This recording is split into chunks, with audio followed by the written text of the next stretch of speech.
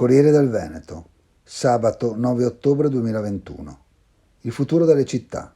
Il caso Veneto. La dimensione conta. Vale per le imprese che con la crescita organica attraverso le alleanze puntano a raggiungere la dimensione adeguata nel settore in cui operano e così facendo puntano a mantenere, consolidare o migliorare la loro capacità competitiva con benefici effetti sia per i bilanci sia per tutti gli stakeholder e per le comunità che ruotano attorno ad esse. Le stesse dinamiche valgono anche per le città. Sulla lettura del Corriere della Sera, domenica scorsa è stato pubblicato un articolo dal titolo emblematico Le città in estinzione, in cui viene analizzata la dinamica demografica nel periodo che va da gennaio 2018 a maggio 2021, 3 anni e 5 mesi, di 23 città italiane. Le 20 più popolose, da Roma, la più grande, a Modena, che con i suoi 188.000 abitanti è la più piccola, e 3 capoluoghi di regione con più di 150.000 abitanti, Perugia, Reggio Calabria e Cagliari. Tra queste 23 città ce ne sono 3 dell'Emilia-Romagna e 3 del Veneto. Mentre Parma, Bologna e Modena sono tutte in crescita, in Veneto solo Verona ha aumentato la popolazione, mentre Venezia e Padova hanno perso rispettivamente il 7,5%, 6.702 persone, e il 4,1%, 2.922 persone. Modello Emilia batte modello Veneto per 3-1. Che dire?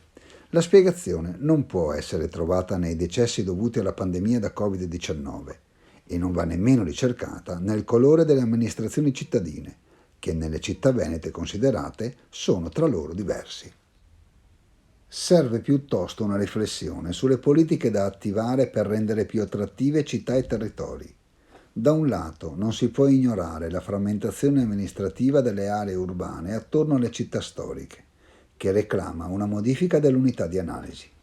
Invece di considerare la popolazione residente nel territorio comunale, bisognerebbe estendere il conteggio alle aree comunali limitrofe che costituiscono un'area metropolitana di fatto. Marcon, Spinea, Mogliano, Mira, Martellago e Scorzè sono una estensione quasi necessaria di Venezia Mestre. Albignasico, Cadoneghe, Vigo d'Arzere, Limena, Rubano, Vigonza, Solvazzano, Noventa sono quasi un tutt'uno con la città del Santo. È evidente che i circa 200 km² di Verona offrono spazi di sviluppo e crescita che non sono possibili ai 92 di Padova e ai circa 130 della terraferma veneziana. Ma al netto di questi aspetti è altrettanto evidente che servono alleanze intercomunali, politiche e servizi condivisi in grado di integrare queste aree in termini di qualità della vita e di opportunità professionali. Da un altro lato, ad ogni città, nella versione estesa appena indicata, spetta il compito di ripensare la propria identità, valorizzando gli asset specifici che la qualificano. Verona può contare sulla sua invidiabile posizione di crocevia di assi di comunicazione e su specificità manifatturiere di servizi e culturali che la caratterizzano e la rendono attrattiva per certi segmenti di popolazione. Venezia, oltre al patrimonio artistico e culturale, oggi ha la grande opportunità di promuovere lo sviluppo di un piano di interventi per la crescita sostenibile del territorio con i copiosi finanziamenti per i progetti della Fondazione Venezia Capitale Mondiale della Sostenibilità.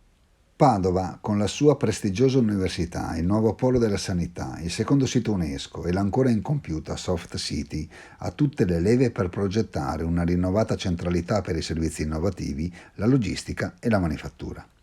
La crescita dimensionale delle città non è solo quantitativa, ma è anche relazionale e cognitiva. La popolazione si conta, ma anche si pesa. Definire in modo non ambiguo le traiettorie di sviluppo, comunicarle in modo chiaro, come ha fatto Venezia candidandosi a leader mondiale delle città sostenibili, organizzare i servizi di supporto e modellare un welfare coerenti devono essere i capitoli centrali delle agende dei governi dei territori, non dei singoli comuni. Al resto ci pensano la strategia e le politiche regionali.